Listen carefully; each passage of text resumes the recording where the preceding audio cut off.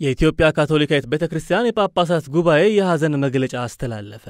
በኦሮሚያ ክልል ምዕራብ ሐረርጌ ሚደግዱ አስተርዮ ማርያም ካቶሊክ ቤተክርስቲያን አካባቢ በተፈጸመው ግድያ የካቶሊካውያን ሕይወት ማለፉንና ንብረት መቃጠሉን በተጨማሪም በኦሮሚያ ክልል በአርሲ ዞን በኢትዮጵያ ኦርቶዶክስ ተዋሕዶ ቤተክርስቲያንና የኢትዮጵያ እስልምና ጉዳዮች ጠቅላይ ምክር ቤት ምዕመናን ላይ ተመሳሳይ ግድያ መፈጸሙን መረጃው የደረሰው የኢትዮጵያ ካቶሊካዊት ቤተክርስቲያን ጳጳሳት ጉባኤ ቤተክርስቲያናችን ይህን አይነቱን ኢሰብአዊ ተግባር አጥብቃ ታወግዛለች። በመሆኑም የዜጎችን ሰላምና ደህንነት ለማረጋገጥ መንግስት አስቀድሞ አስፈላጊውን የሕግ ማስከበር ሥራ እንዲሰራ ቤተክርስቲያናችን ጥሪዋን ታቀርባለች ብለዋል።